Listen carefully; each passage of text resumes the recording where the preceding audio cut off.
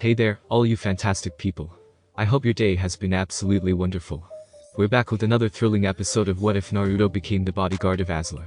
Make sure to show some appreciation to the talented author behind this fanfiction. You'll find the link waiting for you down in the description. In a crossover fanfiction, Naruto and Azula navigate their roles and personal struggles. Naruto mentors Azula, guiding her away from her father's influence. Facing nightmares, Azula finds solace in Naruto's friendship. As their paths intertwine, they confront their pasts, aiming to shape a brighter future in a war-torn world. If you're loving this mind-bending what if, don't hold back, drop a comment and share your thoughts. And while you're at it, don't miss out on exploring the other captivating what ifs available on this channel. Alright, without further ado, let's kick off this video and dive into this exciting journey. Location: Earth Kingdom. It had been nearly 3 weeks since Aang started earthbending training. Since then, they've kept moving so Azula and Naruto wouldn't find them. So far, they had been lucky and had no encounters. Hey, look down there. Sokka pointed downwards, seeing something. Everyone looked down, and saw that they were passing over an Earth Kingdom military camp. It looks like someone is trying to flag us down. A soldier was waving his arms, probably to get their attention. What should we do? Katara asked. She looked over to Team Guy. Should we land? She knew that they had to keep moving, but somebody wanted their help. She could never just walk past when someone wanted her help. At the very least, we can see what they want, Aang said, like he was trying to convince them. Personally, the air nomad always wanted to meet new people, even more so if they needed his help. It is your decision to land or not, Aang, Guy told him. They were not in command of the group. They were just there to make sure they stayed safe. In that case, please land, Toph said. I'd like to feel Earth beneath my feet again. She was used to flying on Appa, but prolonged flights made her want to start feeling solid Earth again. And at this point in the flight, she was willing to jump off of Appa to feel land. Alright then. Aang had Appa fly down to the ground. They landed just outside the military base, getting the attention of all the soldiers in sight. Almost immediately, a soldier came running out of the gate. You're the Avatar, right? He asked breathlessly, like he had run from the other end of the base. Do you not see the giant sky bison? Sokka asked him. His own style of sarcasm was in full use. But that earned him a small scowl from his sister. Come with me, he told them, ignoring the barbed question. The colonel will want to see you ASAP. He walked back into the base and everyone followed. We haven't seen the Avatar in quite some time, Naruto noted. It had been a couple of weeks since that little incident in Tuzin, and they haven't seen or heard a single sighting of the Air Nomads group. Maybe he wised up and is evading us, Mai suggested. It seemed like the logical reason to her. The kid had to wise up at some point, right? Azula shook her head. Unlike her friend, she didn't believe that. He wouldn't come with the idea himself, he's too naive. One of the others must have come up with the idea. He began to list them. If it was my guess, I'd say it would be Sokka or the group who came after you in the forest, asked Haile, cutting him off and looking intently at him. When he saw that Mai and Azula had joined her in looking at him, he simply nodded. Naruto, you can trust us. Who are these people? Azula asked him. She wanted to know so she could help him. He looked away so he didn't have to look at their eyes. I knew them once, a while back. That's all I'm going to say, he told them, keeping his eyes focused on the wall of the car. Still feeling their eyes on him, he turned and walked away. I'm going to check in with the engineers.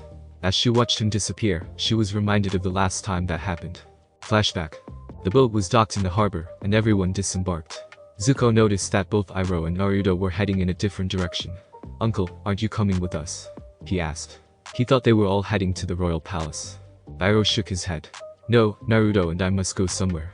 The blonde got him alone on the ship and asked him something. It might be a bit dodgy, but if he talked to the right people, it shouldn't be a problem. Where? Asked Haile. I've decided to join the Fire Nation army, Naruto said before Iroh could even open his mouth. They just stared at him in disbelief, not believing what he had said. You? Snorted Azula. Why would they take you? I think you of all people would know why they would take me, he fired back. Instantly, she remembered that night on Ember Island and fell silent, seeing his point. At your age, Zuko protested.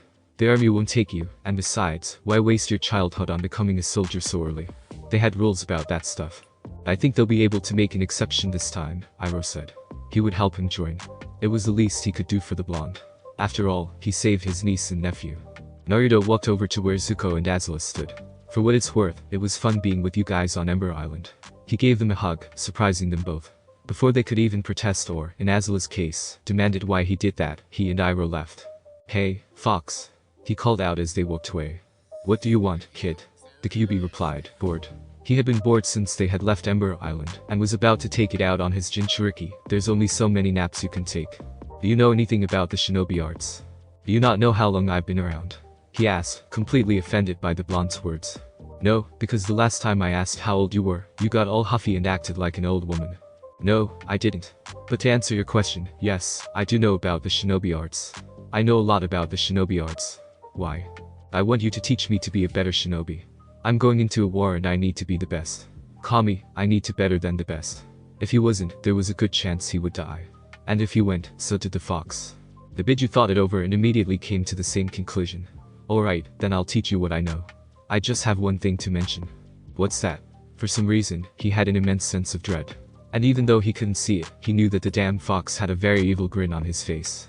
Gaki, you are going to feel my own personal brand of hell. Then flashback. Hey Azula, what are you thinking about?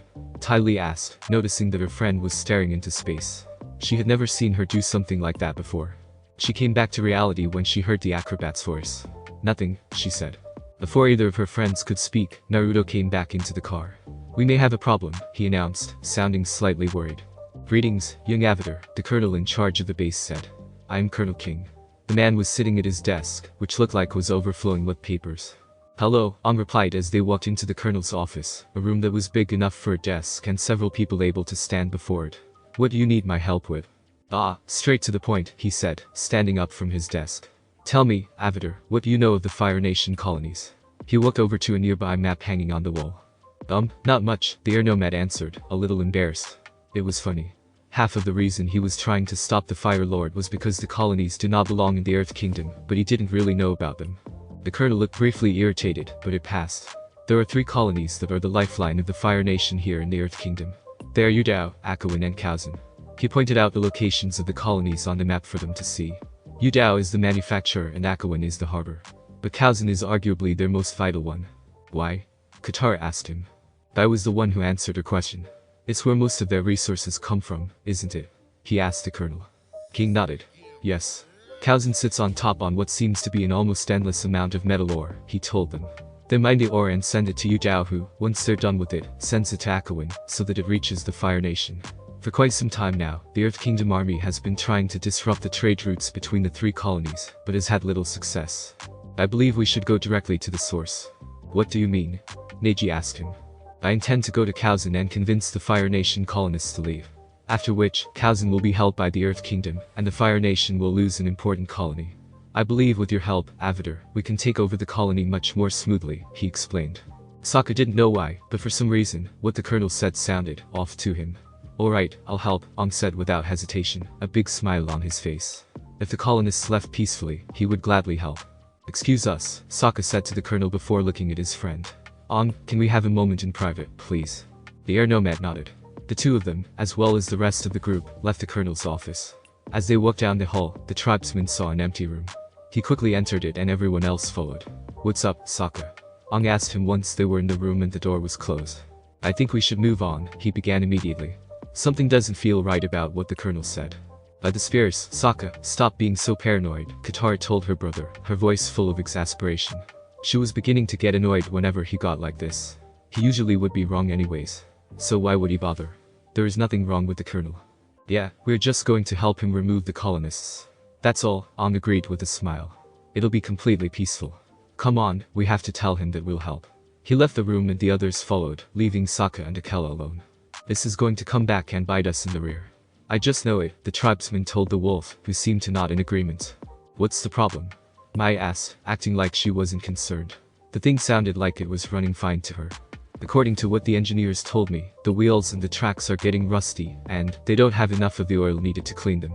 And we're also low on supplies, Naruto explained. If we don't find a place to fix all this, we'll be stuck. But apparently, we're an hour away from Kaozen. Then that's where we're going, Azula declared. He nodded and went to tell the engineers to head for Kaozen. An hour later, the tank train came upon the colony. It was located next to a cliff that dropped into a very deep and awfully long gorge. But what attracted a person's attention if they were to look at Kaozen at a distance, was the large bridge that had been built across the gorge. It was a beautiful fusion of Fire Nation engineering and Earth Kingdom craftsmanship.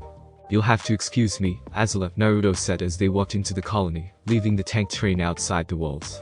But I have to check on some things. He looked over to the other girls. Mai, Ty Lee, keep her out of trouble. And with that, he simply vanished. Since they were used to that, they weren't surprised. They just started walking down the street away from the gate. They made their way through the flow of people, staying within sight of one another. As they walked, the buildings gradually changed, becoming better maintained and built, showing that they were getting deeper into the colony. When they found the mayor's house, they went inside and made their presence known to the mayor. "It is a great honor to have you in my house, Princess Azula," he told her, bowing. "May I ask why you have decided to come to Kazan?" "We are tracking the Avatar, but we have run short of supplies and need to restock," she told him, sitting in his chair, the perfect picture of a Fire Nation princess. "Once that is done, we will leave across the bridge." Once they were on the other side of the gorge, they could move more easily. The mayor winced. "I'm afraid that is currently impossible, Your Highness," he told her, sounding embarrassed. "The bridge was collapsed a few months ago by enemy earthbenders. It's currently under reconstruction." "Then I'll go talk to the builder." She stood up from the chair and walked out of the room with Mai and Ty Lee right behind her. They headed back into the streets. At the brisk pace they walked at, they soon arrived at the bridge. "Who is in charge here?" the princess demanded, looking at the construction that was going on. "Who's asking?" a nearby burly worker asked, looking up from what he was doing. "The princess of the Fire Nation," she told him. "Now where's the builder?" The worker turned his head to where a young teenager and an adult were talking. "Hey, boss," he called out. "Somebody wants to talk to you." Both the teenager and the adult turned their head to the worker. To the girl's surprise, it was the teenager who came over, not the adult. "Who needs to talk to me?" he asked. "Who are you?" Ty Lee asked in a bewildered voice. "My name is Inari. I'm the bridge builder here." He looked at the three girls. "What exactly do you need?" "You're the bridge builder," Azula asked in disbelief. "You're a kid." He was shorter than they were. Not by much, but he was still shorter. He looked at her straight in the eye. "I'll admit that this is my first solo job, but I'd like to think I'm doing a good job. Now, what do you need?" She regained her composure. It would not do for a princess of the Fire Nation to lose it over something like a bridge builder be younger than her. "How long will it be until construction of the bridge is done?" He looked back at the bridge and gave it some thought. "It'll be about 2 days until we're done," he finally told her. "That's impossible. You have a day to finish the bridge," she commanded, expecting him to salute and to bark orders to the workers. He didn't. "Did you just tell me what to do about my work?" he asked, like he didn't hear her right. "Yes." He looked her straight in the eye. "Look, lady," he said. "The bridge will be done when it's done, no sooner or later. So don't start telling me how long I have to finish it." He stood defiantly in front of her. "Do you not know who I am?" she asked him, completely outraged. "I am the princess of the Fire Nation. And you're currently standing on the bridge I'm working on, so that means I'm in charge," he fired back. "If you don't have anything to say or do, get off my bridge." Noticing something out of the corner of his eye, he turned to see all the workers looking at their scene. "Get back to work," he ordered, which they promptly did. "Why, you little..." She was about to set his hair on fire as a warning not to disagree with her, when the end of a wooden staff appeared front of her face, blocking her whole vision. "Lady, I would appreciate it if you didn't attack the bridge builder," a voice told her. Looking around the end of the staff, she saw a slightly older boy with brown hair, a green jacket, a long blue scarf, and the same headband the people from Amashu and Tuzin wore. Mai and Ty Lee would have reacted had they not felt the point of a blade in their backs. "It would probably be best if you ladies left," a boy wearing glasses and had a small drip of snot hang from his nose said from behind Ty Lee. "We really don't want to cause an incident," a girl with 2 large orange pigtails spoke from behind Mai. The tension was thick until Azula surprised them all. "Very well, we will leave," she announced before turning back to Inari. "I apologize for my rudeness. You are correct, this is your bridge, and I have no business interfering with how it's built." She turned around and left with Ty Lee and Mai right behind her. Once they were safe distance from the bridge, Ty Lee opened her mouth. "Okay, Azula," she began. "What was that?" "There's no way you would have let somebody challenging your authority slide." "I let it slide for a reason," she replied. "You two saw the headbands. If I had caused a scene, Naruto would have found out, and when he did, he would have us leave and abandon the hunting of the Avatar. Also, there's a chance that group will find him and will want to fight him. So, if we keep quiet about the group while with Naruto and make sure that he doesn't meet the group, we'll be fine." Both Mai and Ty Lee just stared at her for a minute, and then looked at each other. Did she just give a valid reason for backing off when someone challenged her authority? Ty Lee asked, like it was something they couldn't believe. "Yes. Yes, she did," Mai answered. "I did not back off." Azula growled. "Yes, you did," Ty Lee said in a sing-song voice, grinning widely at her friend. Azula snarled. It was stuff like this that reminded her of when Naruto had just become her bodyguard. Flashback. She walked back to her room after her firebending lesson. It was a grueling one, so she was tired. She entered her room, ready to take a nap. But a small wooden ball flew out of nowhere and thwacked her on the head. "Ow. What in an eye's name?"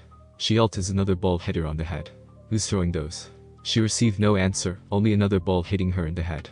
She kept looking around. The balls never came from the same direction, but she didn't know where the person who was throwing them was. Finally, another ball flew at her. This time, she dodged it by ducking. However, it didn't really work as another ball came at her and hit on the forehead, making her fall to the floor completely. Lesson number 1. Just because they're coming at you in one way, doesn't mean they won't come at you in another, a voice spoke from somewhere in her room. She looked up to see someone that was both familiar and yet unfamiliar to her.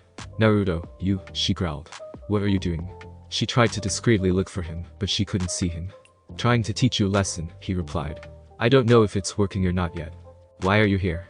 she demanded, still trying to find him. "I'm here because I am your bodyguard," he said, making her remember the week before. How she fought against 12 opponents in an Ikai and lost to the one person who wasn't a firebender. "If that's so, then where have you been?" she asked, keeping low to the floor. "Observing you from a distance," he told her. "To see if you have changed in any way." "What do you mean, change?" "Let me put it to you this way. Would you still try and kill me if I was using your closet to hide from a rabid horde of girls?" It was an innocent-sounding question, but she just knew there was a smirk on his face when he said it. "Yes," she answered, standing up and lunging at the spot where she thought Naruto was hiding. Her hands grasped nothing, and had she not stopped herself, she would have hit the wall. Lesson number 2. Just because you can hear someone, doesn't mean they're there. His voice spoke from the other side of the room. He sighed. "This might take some time." Then flashback. "Never thought I would get used to Naruto's lessons," Azula thought to herself as she and the other 2 girls walked through the colony. But she did, in the end. And she was glad for it. "Hey," Mai spoke up, "let's stop somewhere and get something to eat." She had just realized that it was around midday, a fact her stomach was reminding her pointedly. "Ew," Ty Lee exclaimed. "That restaurant over there looks good." She pointed to said restaurant. They went into the restaurant, sat down at available seat, and placed their orders, which were quickly delivered. As they ate, they listened to what other people were saying. There was one such conversation that got Azula's attention. "Did you hear what happened at Akuin?" Prince Zuko himself showed up and led the defenses. The girl at a nearby table said excitedly. "I heard that on the first day, he pushed the enemy out of the city by himself," another girl said. "From what I heard, when he met with the 41st Division, he got on his knees and begged them to forgive him. They were so moved that they put him in command," third commented. "Fighting off a besieging army for days on end, and then turning the tables by attacking the enemy forces and winning. Prince Zuko is so cool." One of them squealed. "I was told that he found a dragon that was held captive by the enemy. He released it and then set it free, telling it to find him when they were both stronger. The leader of the Yain archers was so moved by his actions that he immediately gave Prince Zuko the title of dragon." "Yeah, I was told the same thing. Prince Zuko was to be known as the Scarred Dragon." It was then all the girls at the table, the ones who just listened as well, chorused, "Prince Zuko is so cool." As she listened on, Azula's expression got more and more murderous. "We're leaving," she suddenly declared, standing up from their table. She was out of the restaurant before Ty Lee and Mike could even get up from the table.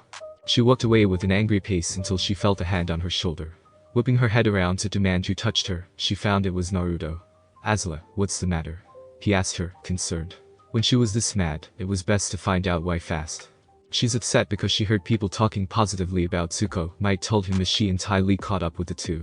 "Meanwhile you're ecstatic about it, aren't you, doom and gloom?" She didn't reply, but there was a faint, very faint, smirk on her face.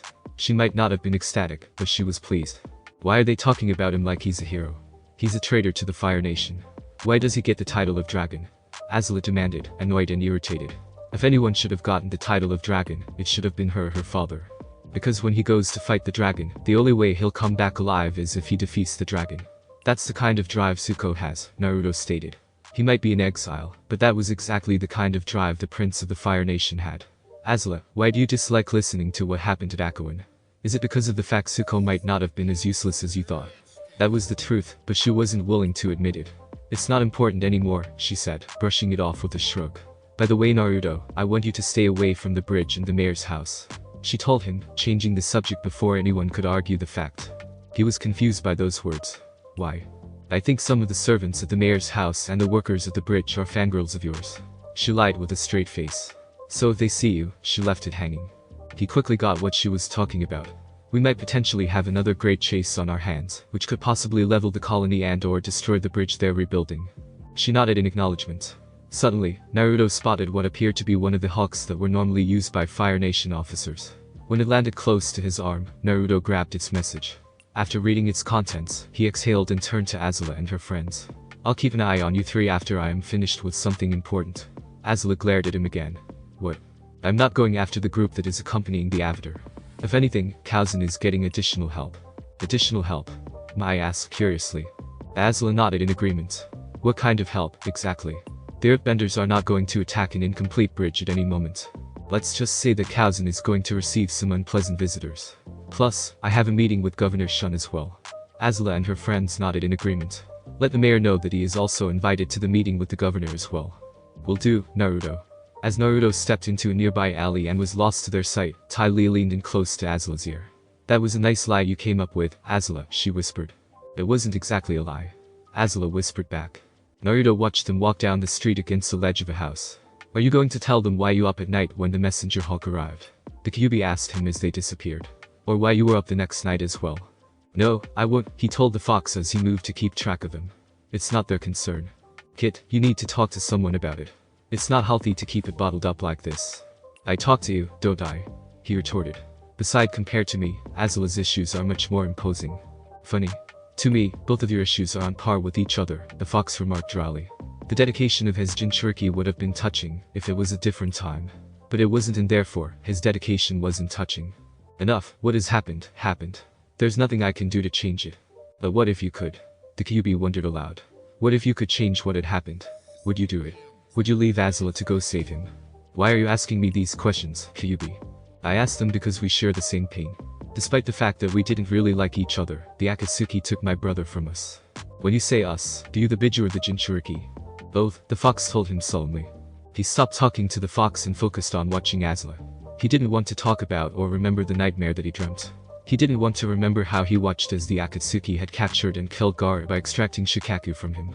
It'll take us about 2 days to reach the bridge that connects the two sides of the gorge, King told the Avatars group as he pointed it out on the map in his office. By the time we arrive, however, we should reach the bridge just as it's finished. Does the colony have a military force? Guy asked. Odds are there were, but he had to be sure. Yes. But most have been put to work repairing the bridge. They will be tired and will be slow to respond. We can capture most of the soldiers on the bridge and force the colony into surrender. What do you mean by capture exactly? Sokka asked. Every time the colonel talked, his sense of unease grew. The colonel wasn't going to do what he said, the tribesmen just knew it. Just exactly that, he said, looking at Sokka. I plan to capture them. Why don't I believe you? His sister shot him a look of annoyance, trying to silently tell him to stop. He had no plan on doing that. Sokka, if you're going to be like that, perhaps it would be best if you left, Aang told him, flashing a quick apologetic grin at the colonel. Sokka simply headed for the door and walked out it. The hallways and corridors were silently as he walked. He soon walked out into the open and saw that Appa and Akela were near. He went over to them, sat himself down against Appa's leg, and waited. He didn't have to wait long.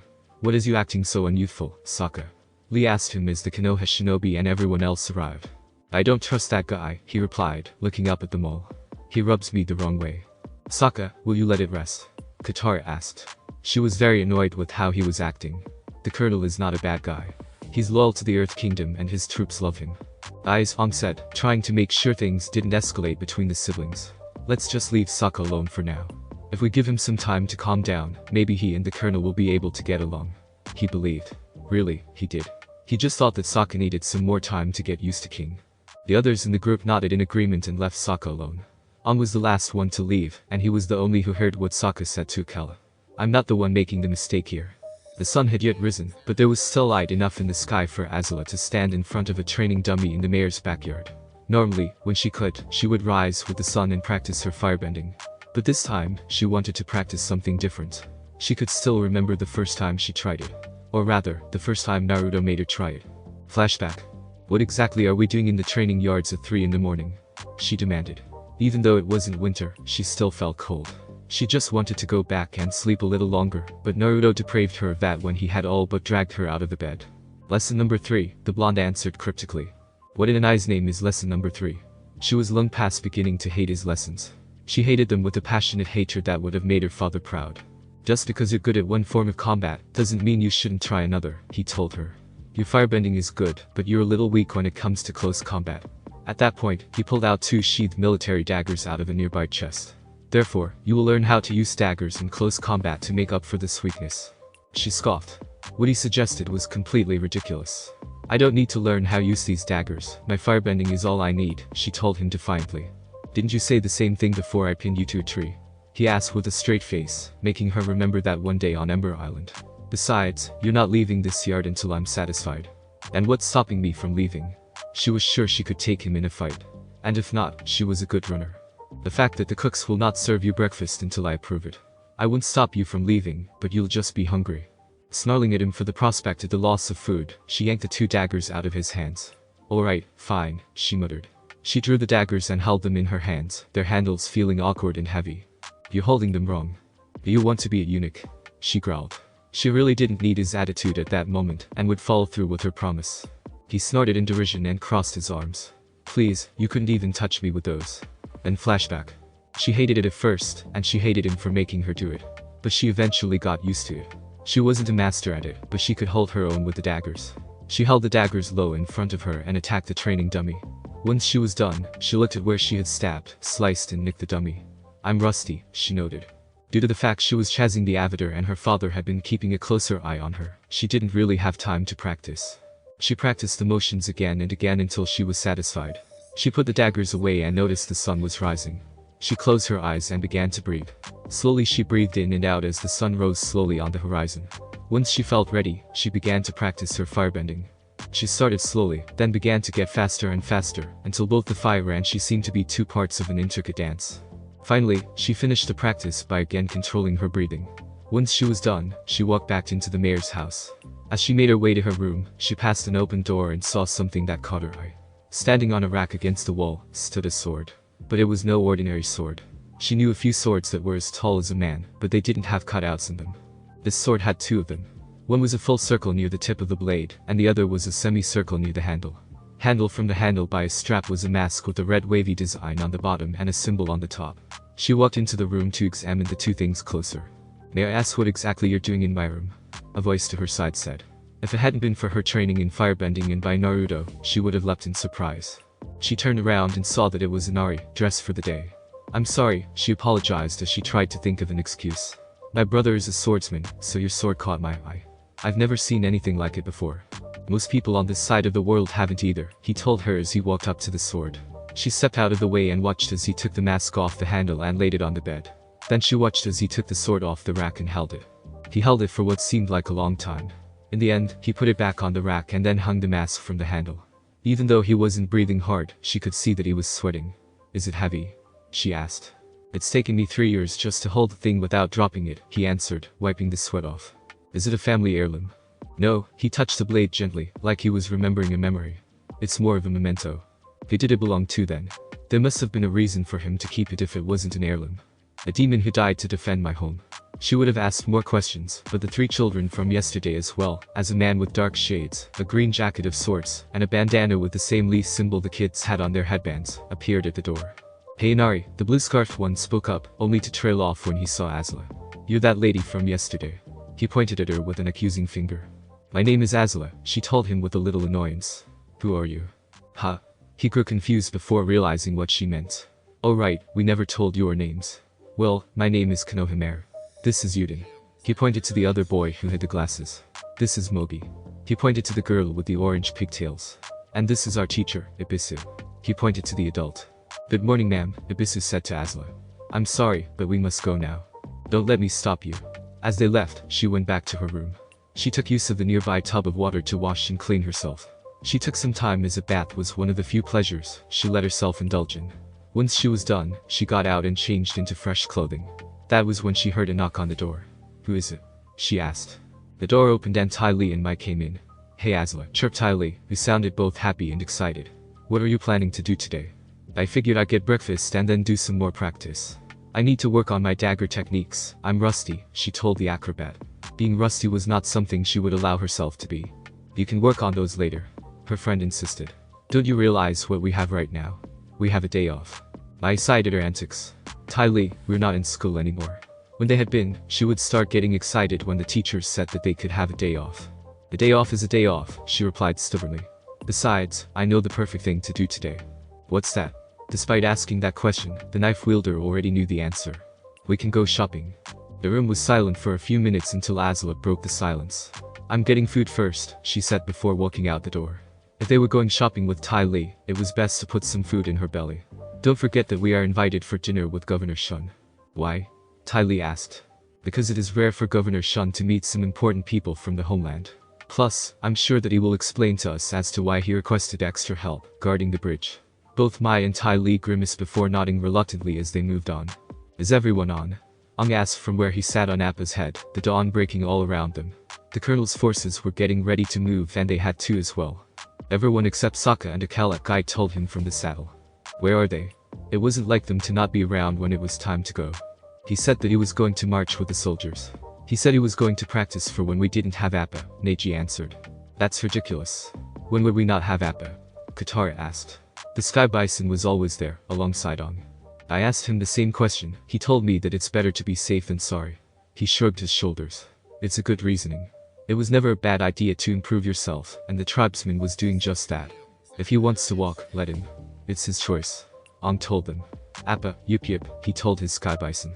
Appa was up and in the air as the soldiers marched. Some of them aboard the Sky Bison tried to look over the side to see if they could find Sokka, but they couldn't. He was lost in a sea of faces. By the time Naruto arrived at a wild ravine, as per the written instructions, he looked around but saw no one. Not wanting to be caught off guard, he placed his hand on his Jan and paused. A swinging rope with a pair of balls attached to it swung by him. He dodged, only to land close to where a mysterious object landed and moved to the side, as said mysterious object suddenly exploded. He spotted a large bearded man wielding a guandao charging towards him, forcing him to deflect his attack with his Jan. Not long after he dodged the guandao's strike, a flaming arrow flew towards him. He avoided one, only to have another come flying. He constantly dodged them until fatigue kicked in, allowing an unusual bearded man to tackle him into the ground. The man with the guandao aimed his blade into the blonde's throat as he struggled to free himself. Just as when he was about to give up, the bearded man grabbed him and made him stand up again, at the same time giving a large grin. That was an excellent sparring session, Lord Naruto, said Colonel Monkey amusingly. Naruto was not amused. It was, if you guys didn't try to kill me in the first place. But then again, that always how the rough rhinos trained, always going for the kill. He put his annoyance to the side and focused on what was important. I didn't know that you guys were going to be the extra backup that Governor Shun requested. Kachi nodded. After our failure to capture the Avatar, the Fire Lords saw another use for us. Governor Shun requested for extra reinforcements, and we were called up to help. However, from what Colonel Shinu had said in a message that we received a few days ago, there is an advancing Earth Kingdom army closing in on Kazen. In that case, will Colonel Shinu bring in the Yain archers then? Naruto asked as he sheathed his Jan. Yes. Thatcher felt uneasy around Naruto, which the blonde noticed. However distasteful it is for me personally, the other Yain archers recognize your authority as the paragon of the Fire Nation. Naruto sighed. While he knew a bit about Thatcher's past as a former Yain archer, he did not divulge too deep into why he had ended up with the Rough Rhinos. Moreover, the Rough Rhinos were among the elite Fire Nation troops that did not interact directly with Naruto, while the Fire Nation was on the march. Which meant that they developed their opinions on him from certain Fire Nation officers, who did not like to take orders from a paragon, who was technically supposed to be their subordinate. Still, Governor Shun's request was rather important to both Naruto and the Rough Rhinos. So they marched back to Kazen. Azula and her friends spent the day at the stores, browsing, trying things on and just having a good time. Even Mai got into it after a while, once they found the weapons store. Azula smiled. She couldn't really remember the last time she enjoyed herself with her friends. Training didn't really count. In the middle of the afternoon, they managed to find themselves a clothes store. They went into the store and began to look around. Hey Azula, what do you think of this? Ty Lee called out. She was holding a dress in front of her that was a blinding pink. Try finding something that isn't an eyesore, she stated. She couldn't look directly at the thing. She was half afraid that she would go blind. It is a little too pink, isn't it? The acrobat asked. That would be an understatement, Mai told her. She huffed. Fine, but I know what would look good on Azula. She put the pink dress back and reached for another one. What would that be? Azula asked, curious about what her friend might show her. This, she said as she showed the dress. When she saw what it was, she was shocked. Are you crazy? I am not wearing that. It's hardly even decent. She all but shouted at the acrobat. Okay then. Ty Lee walked over to the clerk. We'll take it. No, we are not. She tried to yank the dress out of her hands only to be held back. Oh, relax, Mai told her, holding her in place. It's for your own good. You could use a dress like that. She was fairly certain that the princess didn't even have a dress. Azula could only splutter as the dress was bought. You'll thank us later, Azula, Ty Lee told her as they walked out of the store, the dress safely packaged away. Probably when someone asks you out on a date or you ask him. Naruto is not my boyfriend. Azula snapped. She was getting tired of them saying stuff like that. Both Mai and Ty Lee smirked. I never said Naruto or anything about a boyfriend, the acrobat said. She stifled a growl at her as she looked around. You know, I kinda wish she was here right now. I want to know what he thought of what we got. It was at that point a piece of paper floated down from the sky. Mai plucked it out of the air and looked at it. Read this, she told Ty Lee. She took the paper. Ty Lee.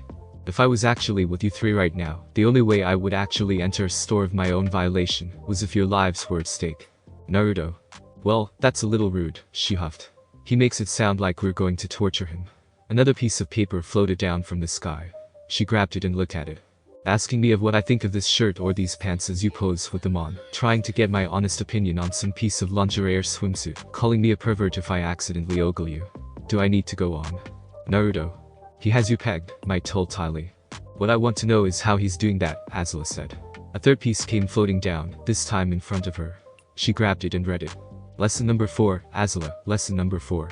Naruto. Of course, lesson number 4. Sorry about that, Naruto, she called out. A fourth piece of paper came down. Apology accepted. Naruto. Hey Azula, Ty Lee said. What's lesson number 4? As if to answer her question, a fifth piece of paper came down from the sky. Azula caught it and read it to the other two.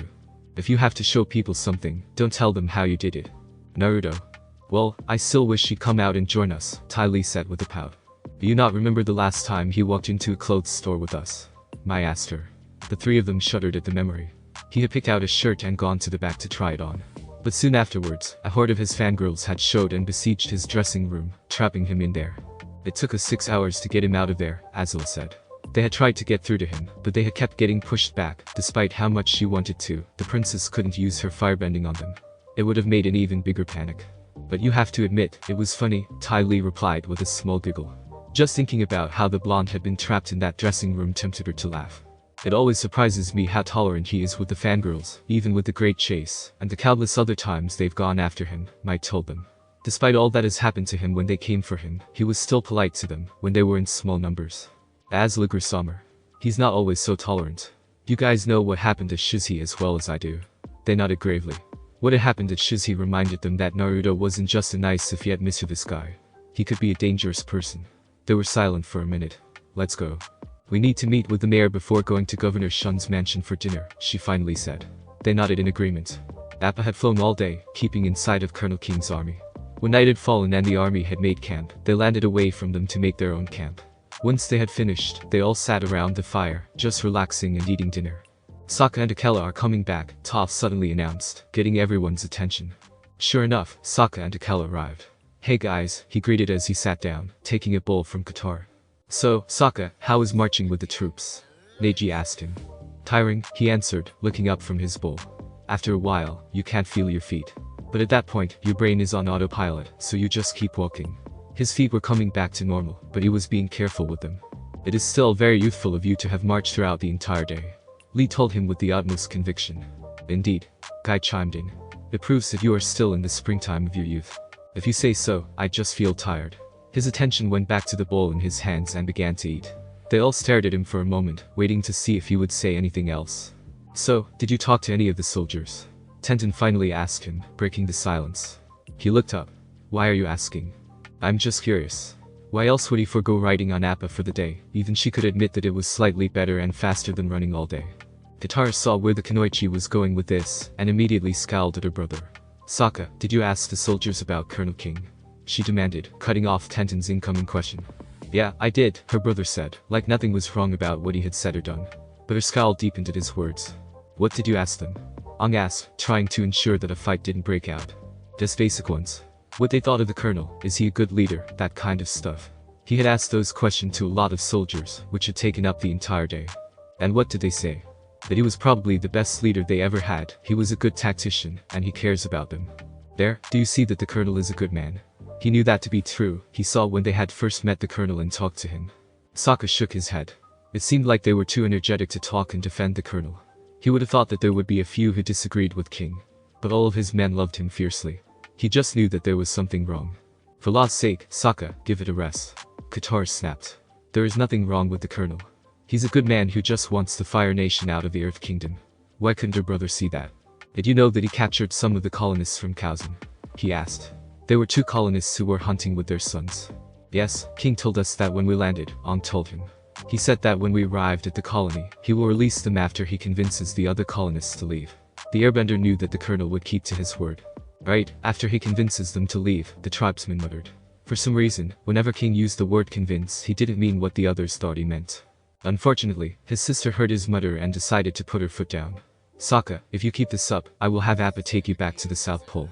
That way you can act like a child there, she warned him. When he heard those words, he stood up from where he sat. Act like a child. He repeated, anger evident in his eyes. His bowl fell from his hands and hit the ground. Katara, just once, will you believe me? I don't know how, but the colonel is not what he seems. She wouldn't have of his nonsense. You're being paranoid and you're acting like a child, she told him, the fire making her eyes look seemingly harsher. Grow up. He stiffened at those words, looking like he was about to snarl at her. Then he looked around and saw that no one was on his side. He stifled the snarl that was coming up and walked away, Akela close behind him. What's up with him? Toph asked as she felt the two of them leave the campsite. Katara sighed in exasperation. Honestly, it was a full-time dealing with Sokka when he became paranoid. He gets like when things don't go his way, she told the earthbender. Give him some time, he'll calm down. Sokka stomped through a nearby forest, not caring if he was causing a racket. Akela trotted behind him, staring silent. Stop acting like a child, he asked himself. I haven't been a child since Dad left. Ever since that day, I have tried to protect her and my friends.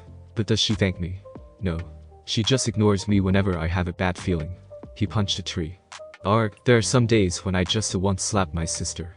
He kept walking until he stopped outside a cave. Suddenly, he felt a jolt of pain in his leg. Looking down, he saw that Akela had bitten him in the leg. They were like that for minutes until Akela let go of his leg. He sighed, the anger inside of him draining away. Sorry about that, Akela. I was just so angry. Akela gave his arm a lick. Looking down at the wolf, he realized something. You've gotten big. Akela gave him a look that was a combination of no, really. What tipped you off? And it took you long enough. The wolf now reached his waist. There wasn't any trace of the starved, soot and ash-covered puppy he had rescued. Sorry, he apologized, realizing what the look meant. You know how things have been lately. He looked around and finally noticed the cave. It looked like an ordinary cave, but he felt like he should know what was in there, like he had to go in and go alone. Akela, I want you to stay outside this cave. I'm going in to see what in there. Akela flattened his ears, let his tail fall, and whined. I know. You don't want me to go in there, but I feel like I must, the tribesman told the wolf, kneeling and scratching him behind the ear. Don't worry, I'll come back. He set off into the cave, leaving Akela behind. As he went further and further in, he realized that it wasn't getting darker as it should have been. In fact, the light stayed the same. Looking around, he saw that torches were placed along the walls. They looked like they were recently put in, and yet, he somehow knew they were not. He also noticed that as he went deeper into the cave, it was looking less and less like a cave tunnel. Finally, he arrived at the end of the tunnel, which now looked like a corridor. In front of him stood a door, a wooden door that seemed to be unlatched. He reached for the door handle and as soon he touched it, the door swung open. Well, that's not creepy, he said to himself. Not creepy at all. He walked into the room. It was a tomb. The fact that there was a stone coffin in the room tipped him off. This coffin wasn't carved out of the rock and shaped it into a crude form. No, he would say that this was a coffin made of the highest quality of stone, and was craved by the greatest stonemasons at the time it was created. It was made with both white and black marble. On top of the coffin, lay two swords. The larger sword was the definition of oversized claver. It was big enough that the tribesman was quite sure that even if he used both of his hands to pick the sword up, he would have a hard time holding it. The blade's edge curved inward at the top. Along its back was a thin, hollowed-out part. The second sword was smaller and looked more like a knife than a sword, with a guard over the handle, most likely to protect it. At the bottom of the slab covering the coffin, near the tip of the sword, were two inscriptions. One was long and the other was short, but they were both of foreign writing, so he didn't know what they say. Suddenly the door behind him slammed shut, and all but one of the torches in the room went out. The one remaining torch burned so low that it only barely illuminated the room. Sokka reached for his boomerang on reflex, but stopped when he heard a rattling of coils. It's been a long time since someone has entered this tomb willingly, and walked into my claws, a voice whispered from the darkness of the room. Who is there? Sokka called out as he slowly brought his hand away from the boomerang. He could hear something moving, but he couldn't see what it was. It seems that the Avatar didn't tell you about what happened to him at the North Pole. The voice sounded very amused. He stopped looking and froze. In truth, Ong did tell them what had happened at the North Pole during the siege. And he also told them how to survive if they ever encountered the spirit he did. And now that spirit was in the tomb, Yorko, the face stealer, he announced to the room in an emotionless voice and with a neutral expression. The rustling of coils quickened, and he was suddenly staring at an arrogant male face from the Northern Water tribe. He knew that face was from the Northern Water tribe because he had, unfortunately, known the original owner of that face. Ha, he said neutrally. So that's what happened to Han. Oh? You know this face. Han's lips moved, but it wasn't his voice that was speaking. It was the spirit's voice, Ko's voice. Met him a while back, he was an ass, he said with a shrug, acting nonchalant. Ko chuckled sinisterly. Indeed, he was, and arrogant as well. He came into my territory and tried to challenge me. The face changed into a blue demon face, the lips surrounding blinking and the face changed. One look at this and he screamed in fright. The sounds were so satisfying. He looked at Sokka, who hadn't said a word in response. You will not avenge your friend. I never said that he was my friend. I said he was an ass. He looked at the coffin as Ko coiled around his body. So, whose tomb did I walk into? The spirit switched his face to one that was painted white and had grey eye markings with red lips. He uncoiled his body and scuttled over the ceiling to look at the coffin from above. The tomb of a interesting man, he finally said. Sokka couldn't be sure, but he could have sworn there was a tiny amount of sadness in Ko's voice. How was he interesting to a spirit? The tribesman asked with genuine curiosity. That was something he didn't know could happen. Granted, his experience with spirits was rather limited. The face stealer, having heard the curiosity in his voice, turned around and rushed towards him, wearing the face of a blue-nosed baboon. But Sokka still wore the emotionless face. Ko changed his face to that of an old man and began to chuckle. Very impressive, boy, but how long can you last? He crawled back to look at the coffin. This man lived a long time ago, yet lived for a long time. He came to me once and demanded that I show him the way into the physical world.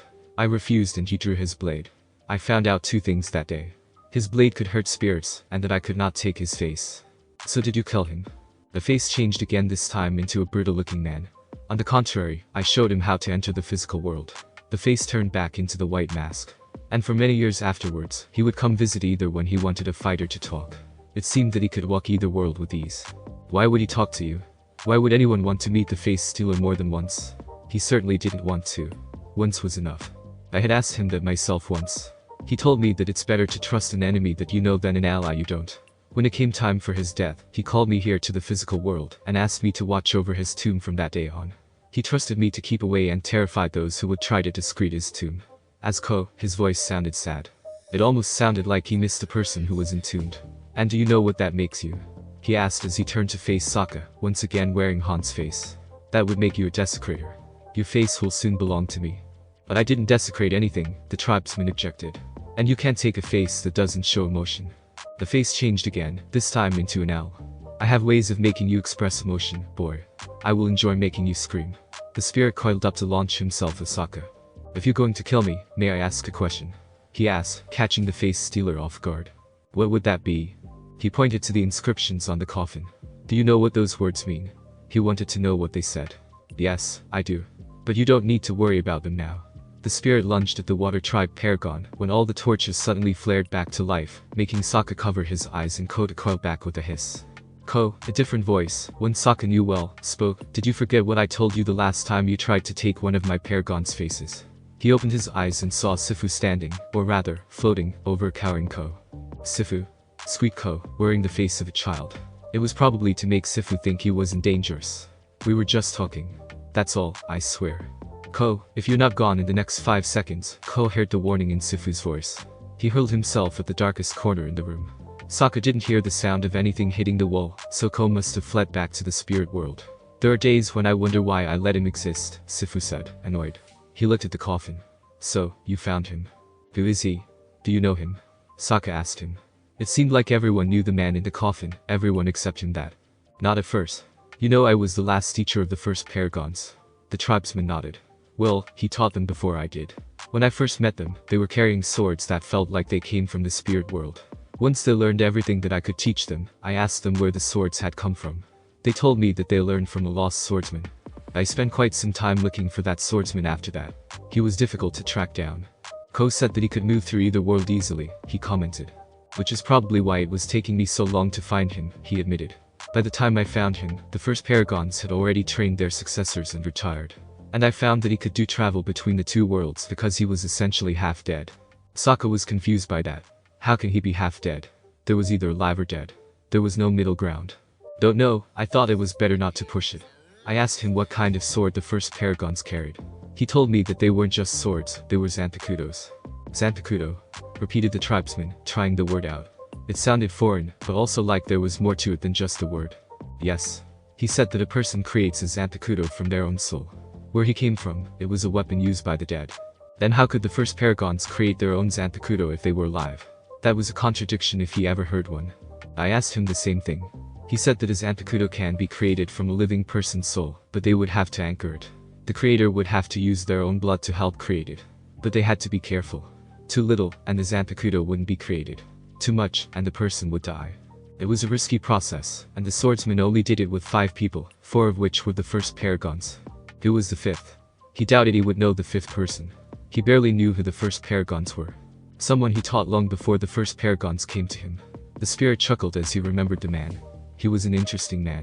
He was stubborn, short-tempered, strong-willed, and always scowling. And yet to those who were his friends, he would have protected them to the end. He could have made a life for himself here. You mean he didn't? Sokka asked him. It sure sounded like the swordsman had made a life here, if everything he had heard was anything to go by.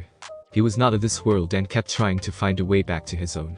When I found out that he was truly dying, he told me that with his death, he could probably go back to where he belonged. Did he?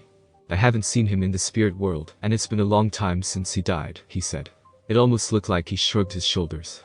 Sokka walked towards the coffin and looked at the inscriptions. Do you know what these means?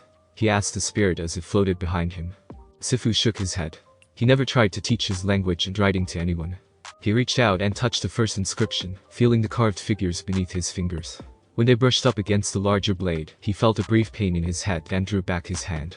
After the pain had passed, he looked at the inscriptions again. This time, for unknown reasons, he could read them. The first one said, "Here sleeps a man who fought against the one who wanted to sit on Kami's throne, who fought against those who wished to use his powers for themselves, and who fought against the ones who wished vengeance on those he cherished. Here sleeps a man who protected his friends' lives at the cost of his own, who went up against almost unbeatable odds to save a friend twice and succeeded and risked his own life, so that the ones he guarded could live in peace. Here sleeps the one who protects." Sokka took his eyes off the first inscription and looked at the second inscription. "Abandon your fear. Don't give an inch. Advance and never stop. If you retreat you will age. Be afraid and you'll die." He looked away from the inscriptions and saw that he was alone in the tomb. Sifu had disappeared. Perhaps it's best if I leave now. He walked towards the door and then stopped. He turned back to face the tomb and gave the warrior's salute his father taught him to the coffin. He walked through the door and closed it behind him. He walked out of the cave and back into the forest, where Akela waited for him.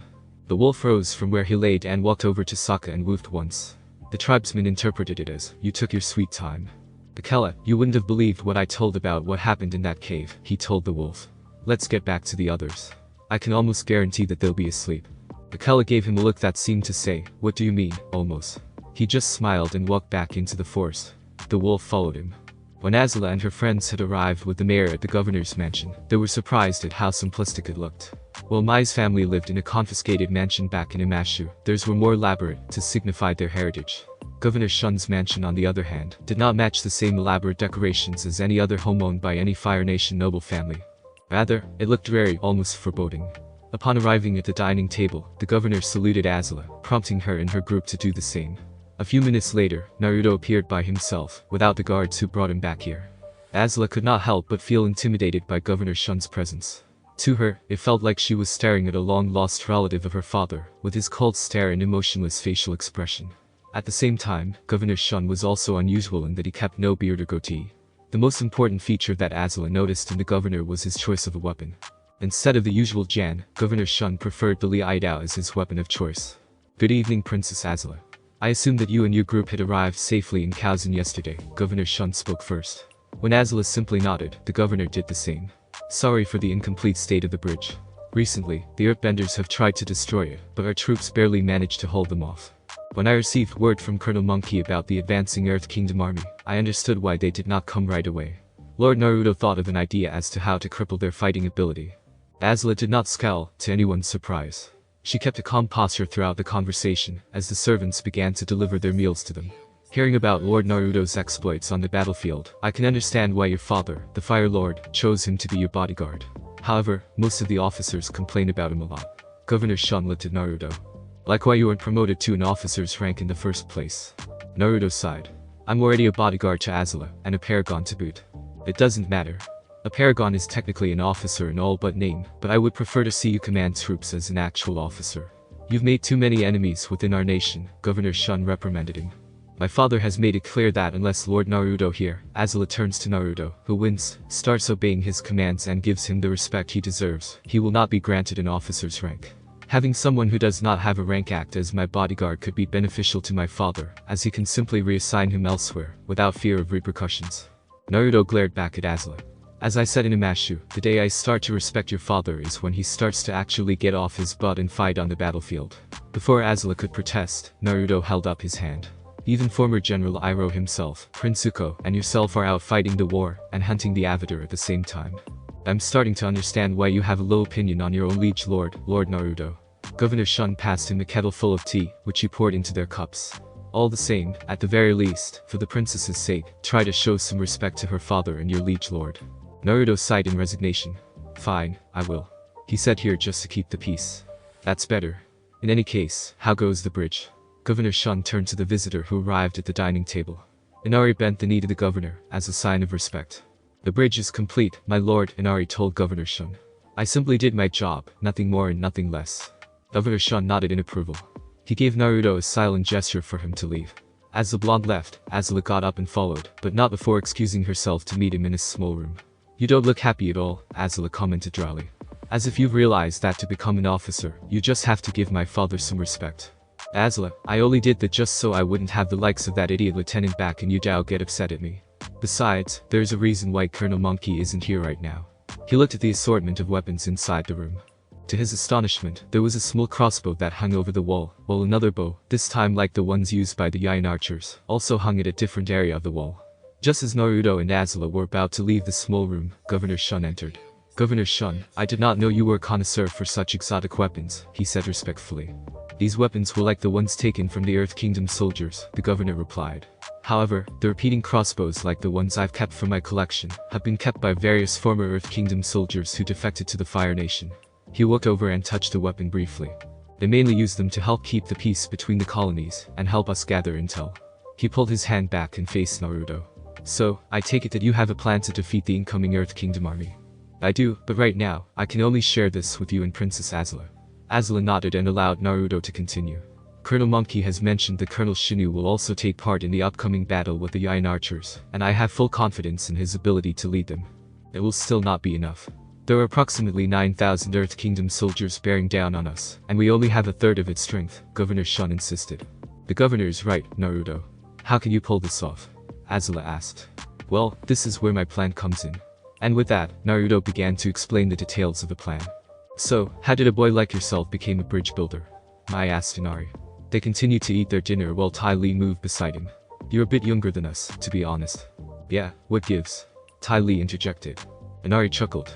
Well, I've always been an apprentice carpenter. The truth is, my grandfather and I built our first bridge back in our world. Back then, I whined and cried about the injustice of this world, until someone told me that you need to summon enough courage to change it, instead of waiting for someone to save you. Wow, that is quite an epic tale. Tai Li smiled at Inari, although he got annoyed when she started to squeeze his cheeks. Hey, cut it out. My glance over. Yeah, listen to the little bridge builder here, Tai Li, and let him go. Tai Li pouted as she reluctantly stopped. Anyways, we told you to stop with the waterworks and just start changing for the better. Inari grimaced and pointed at Naruto, coming back to the tabale with Azula and Governor Shun. Naruto. Hold on a sec, how did you know him in the first place? What's going on? Naruto asked before turning to Inari and gave a warm smile. Hey. I didn't expect to see you here, Inari. Likewise, Naruto. Just why didn't you tell me that you were banished from Konoha in the first place? We would have welcomed you back in the land of waves. Inari shouted at Naruto. Governor Shun was surprised.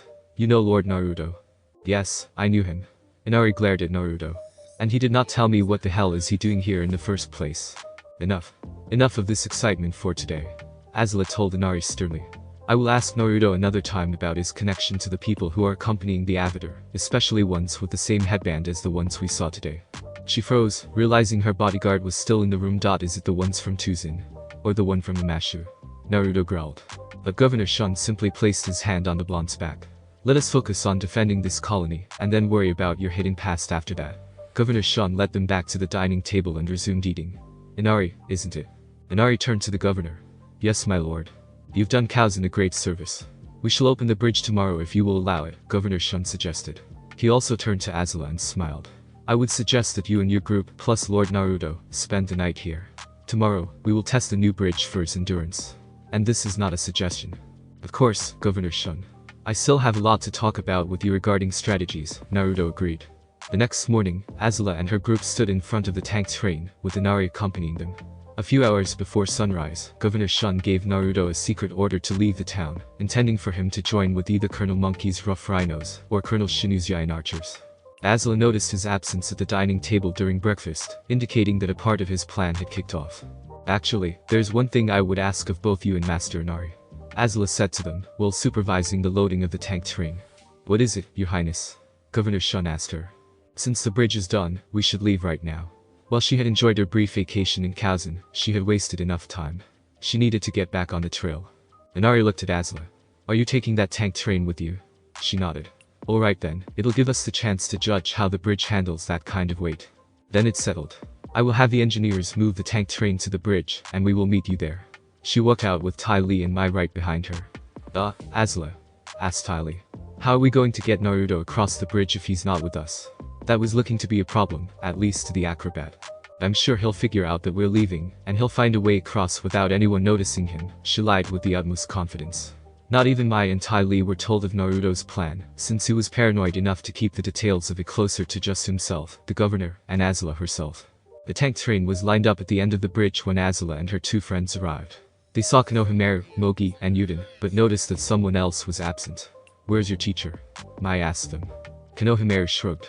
I think he ate something this morning that didn't agree with him. He's been in bed since. That's too bad, Ty Lee said. While she didn't really know the man, it never hurt to be polite. Alright, here's what's going to happen, Inari spoke up, getting everyone's attention. We have earthbenders on standby should any damage happen to the bridge. We're first going to send the tank train over the bridge to see what happens. He waved to the engineers in the tank train. It started moving and was soon crossing the bridge. It cleared and kept going on its way to the campsite that had been set up the day before. It seems that the bridge can hold the tank train's weight, and since right now, that's the heaviest thing we have on the bridge, I'd say it will be able to hold its own, Inari stated as he walked towards the middle of the bridge. The expert here, Inari, Konoha told him as they followed him. The earthbenders on the other side of the gorge quickly crossed the bridge and made their way back into the colony, nodding briefly at Inari as they passed. Wasn't it a clear day a few minutes ago? Mai asked aloud, looking around. They all looked around and saw what she was talking about. A few minutes ago, the day was nice and clear. But now, a fog was rapidly coming in. Within a few minutes, the fog had covered the entire bridge. What's going on? Mogi asked as she and Yuden pulled out a kunai and Konoha reached for his staff. As if to answer her question, two shapes appeared on the other end of the bridge, slowly getting bigger and coming towards them. Inari realized something at that point. He has seen something like this before.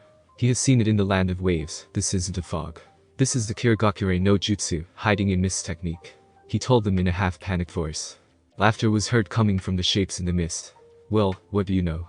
The little bridge builder knows what the mist is. You don't see that every day, do you, Itachi? One of the shapes said. The shapes stepped out of the mist and to where the group could see them. One was a black-haired man, and the other was a blue-skinned man with a cloth-covered sword. They both wore headbands. The black-haired man wore the same one as Konoha and his teammates, while the blue-skinned one wore a headband that had the same symbol, the mask in Inari's room. The difference in their headbands was that the symbol was slashed through. But what truly made them distinguishable were the cloaks they wore had red clouds on them. It was the cloaks that made them instantly recognizable to the Konoha team. They're from the Akatsuki, Yuden exclaimed. Let's see what we have here, the blue-skinned man, who looked more like a shark, truth be told, said. We've got the princess of the Fire Nation, her two friends, the little bridge builder, and 3 brats from Konoha. Why are you here? Konoha demanded, desperately trying to make sure his voice didn't squeak. He knew who Itachi was and was scared. But he couldn't run away. He had to stand his ground. Look Itachi. The little brat is trying to act all grown up, the shark-looking one said with a laugh, like it was an amusing thing to see. Isn't that cute? Kasame, enough, Itachi said. He walked forward a few steps. Princess Azula, we do not wish to fight you. We came here for one thing, he said to her, sounding incredibly formal. And what would that be? She asked. She had a feeling that this was not a person she could trust. Naruto Uzumaki. Konoha and his teammates were shocked by what they had just heard, but Inari was not surprised, having met the blonde the night before. Before he could do something, Azula had slipped into a firebending stance, ready to fight. Sorry, but I'm afraid you can't have him, she told him. Mai began to finger a handful of throwing knives, and Ty Lee was ready to move. If you do not give him up willingly, we will kill you to get to him, Itachi replied coolly. His face didn't show any emotion. It was expressionless. You'll find that we won't go down that easily. She was confident that she and her friends could hold their own against the two of them. Are you sure? He took a step back. Kasame, don't kill them. We still don't know where Naruto is, he ordered. The swordsman just grinned before charging at them all. He went after Azula first, ducking underneath a fireball she had bent at him, and burying his fist into her stomach. As she collapsed to the ground, Ty Lee had flipped into the air, trying to jab the pressure points in his head and shoulders. He sidestepped her, grabbed one of her legs and slammed her down into the bridge. Mai threw knives at him, but he just swatted them away with his sword, and then smacked her down with it.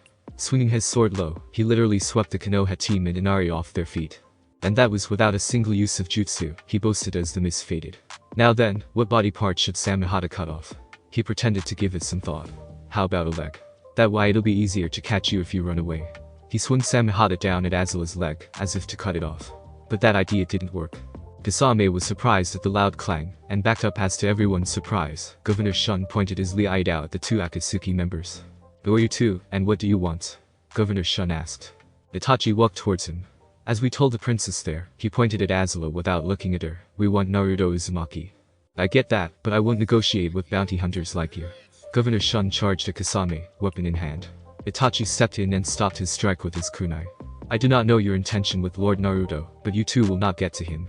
Itachi merely kicked the governor aside. We have no choice. We have to eliminate you, the princess, her friends, and the Konoha team sent to accompany the bridge builder. Just then, Kasame turned around and grabbed Itachi by the back. Hey Itachi. Kasame, now is not the time, Itachi reprimanded him. Kasame simply dragged his partner and forced him to see what is happening. Once he did, he paid attention. Governor Shun stood up and gasped as a large column of Earth Kingdom soldiers marched towards the bridge. So, they're here.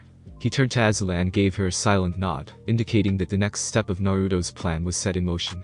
He walked towards the approaching Earth Kingdom soldiers, completely ignoring the supposed bounty hunters. Look up there. Ty Lee shouted as she pointed her finger at what appeared to be a sky bison flying towards him. Wow, it seems that the Avatar is joining in as well. Azula laughed loudly, as Mai and Ty Lee were startled. Isn't this exciting? The Avatar's appearance and these two freaks, in Kazan on the same day. Appa landed near the bridge, his passengers waiting for now. Colonel King stood in front of his army, leading them onto the bridge. Both Sokka and Akala stood just a little way behind him, their faces hard and somber. He stopped where the others could easily see him. Governor Shun sheathed his blade and turned his attention to the commanding Earth Kingdom officer. I am Colonel King of the Earth Kingdom, and I demand the complete and unconditional surrender of Kazan. He stated outright, his voice echoing over the gorge. I am Shun, the governor of Kazan, and general as well. What makes you rockheads think we will just surrender this colony to you? Governor Shun asked coldly. Your troops are tired from building this bridge. I could easily overrun this colony. He seemed completely confident about that. Perhaps. Let's put that to the test, if you may, Governor Shun mocked his Earth Kingdom counterpart. He did not expect the next command that came out of Colonel King's mouth. Bring forth the prisoners. He ordered his second in command. The 4 prisoners, 2 men and their sons, one pair was Fire Nation and the other was Earth Kingdom, judging by their clothes, were brought forward and were forced to kneel before him. What is he doing? Ong asked as he watched the whole thing. This wasn't supposed to happen. The prisoners were to stay behind until the colony had surrendered. They weren't supposed to be brought up front like this. When he looked at the others, he saw that they were just as confused as he was. King walked behind the fathers. Fire Nation citizens of Kazan, you have profited from lands and resources that were never yours in the first place. He shouted for the colony to hear. Earth Kingdom citizens, I find you guilty of treason by allowing these charcoal suckers to live here. He drew out a knife and held it high. This will be your punishment. And without any more warning, he stabbed the first father through the back of the head, shocking everyone, except for his soldiers, the Akatsuki members, and the shinobi team on the Sky Bison, who could see it. As the colonel pulled his knife out of the first father and walked over to the second father, Katara looked over to where her brother stood. Sokka, stop him. She shouted at him, her voice full of horror. But he didn't do anything. He just watched as King killed the second father. It was when the colonel started to walk towards the children that Ong finally acted. He leapt off Appa and flew down, landing behind Sokka. He bent the air to push the colonel away from the children. The colonel fell to the ground and as he rose back up, Ong bent another stream of air to send the children over to the other side of the bridge. A side effect of that was Sokka and Akala were also sent that way. As soon as the children landed in front of her, Azula got them on their feet and passed them over to Konohamaru's team. Get them inside and find their mothers, she ordered. Konohamaru nodded in acknowledgement and began to herd the kids back into the colony with his teammates in Inari. What is the meaning of this, Colonel? Ong asked King, standing in front of the man. You said that you would try to convince the colonists to leave. There was supposed to be no bloodshed. It was supposed to be peaceful. They're Fire Nation. They don't belong here in the Earth Kingdom, the Colonel said as he stood up, his voice becoming angry. But what about the Earth Kingdom people who live here? Surely, the man wasn't going to kill his own countrymen. He wouldn't do something like that. They're traitors, he screamed, his calm composure, which he had kept ever since they had met him, breaking. They deserve to die for letting Fire Nation filth live, instead of doing their patriotic duty and kill them all. His eyes burned with the fire that Sokka, and much later, everyone except for Team Guy, would say was insane. Ong turned to the soldiers. Why haven't you arrested him? He demanded. They should have done that the second king started talking like that. But they hadn't moved a muscle. Because Colonel King is right, one of the soldiers yelled out. They are all traitors. He looked at them and realized that they all had the same kind of fire in their eyes as the Colonel had. They would follow his orders and destroy the colony. Please, Colonel, he begged. You don't have to do this. Traitors and enemies to the Earth Kingdom are to be executed. If you're not going to help us, Avatar, then get out of our way. King ordered him. Azula smirked at what was happening. She could not believe what she is seeing. The Avatar and his so-called ally are having an argument over how the colony would be dealt with, while the tribesmen that Naruto often talked about wore a neutral expression, as if he expected something like this to happen. Suddenly, Naruto appeared atop an ostrich horse on cows inside of the gorge. The ostrich horse raced across the bridge, stopping in front of Governor Shun and Colonel King. Naruto climbed down, clapped his hands mockingly at the air nomad. Congratulations, Avatar Ong, he said. You have successfully brought an enemy force to a Fire Nation colony, with the intention to raze it to the ground. You are taking an active part in the war. Ong winced at the implication. Meanwhile, Apple landed briefly, letting Katara and Toph to join him. While this was all happening, Itachi and Kasame had joined them. Look at the little fish cake, all grown up, Kasame commented, and pointed Samehada at Naruto's head. I suppose we should thank you for saving us the trip. Come with us now. Naruto glanced their way. How do you guys feel about a truce for now and help me with the massacre? He made no effort to keep his voice quiet. Both sides of the bridge could hear him. Ha! You think you can slaughter my men, with the puny number of troops that you have in the colony? Colonel King taunted. He paid him no attention, focusing instead on Itachi. Itachi, hasn't he killed you yet? Naruto, come with us, Itachi replied, not answering his question. No? Then we will have to take you by force. No, you won't, the blonde said, mystifying them. Not unless you want to miss the massacre. Azula had had enough. She crossed the bridge, grabbed her bodyguard by his arm, and pulled him to the side. This isn't part of the plan we talked about, she hissed. Of course it's not. I'm just as surprised as you are, but those two could prove to be useful, Naruto whispered to her, before turning back to Itachi. How about it? We call it truce, and you two can have fun with those troops there. Governor Shun turned to Colonel King and scoffed. Looks like your rockheads have lowered down to the same level as some of my colleagues, when it comes to coercion. There was no mistaking the disgust when he said colleagues. Very well then. We will show you no quarter. His side withdrew, moving quickly back to the colony. Colonel King watched him go. I will enjoy this battle, charcoal sucker, he said, all but spitting out the words before turning to his troops. Sokka and Katara watched with fear as the two armies are about to clash. Great going, Sokka. Katara shouted down, glaring at her brother. You led us into a battle instead of a peaceful withdrawal. He did not say anything back, feeling unhappy with the sudden turn of events. At the same time, he was not surprised to see the outcome of the failed negotiations, but the appearance of Naruto had changed everything. Both the Fire Nation and Earth Kingdom soldiers aimed their arrows in the sky, and released it, while the Earthbenders bent a column to protect themselves from the barrage of arrows. Meanwhile, the Firebenders bent enough fire to burn down the enemy arrows. A few Fire Nation soldiers were struck by the barrage. Colonel King was pleased with the progress that his army was making, confident in his victory over the Fire Nation, while thinking of ways to deal with the colony, as soon as his army conquered it. First things first, though. They needed to soften up the defenses. Once he was certain they were softened, he signaled one of his subordinates. The man pulled out a horn and blew 2 blasts. His men started advancing across the bridge, right into Kazan. This was it. They would overwhelm the meager defenses and take the colony. Once the enemy army was on the bridge, Naruto signaled Azula. She bent out 3 small fire bursts into the sky. A few minutes later, a small explosion went off in the distance. One of the Earth Kingdom soldiers gasped as boulders had cut off their only path of retreat. Naruto signaled Azula again. She bent only 1 fire burst. Suddenly, 5 Komodo rhinos appeared, bypassing the boulders and charged towards the Earth Kingdom soldiers, hacking their way through. The colony's defenses gave a cheer when they realized who were riding the rhinos. Ong also recognized the newcomers. He wasn't filled with joy, rather shock. It's those guys from the Chin village.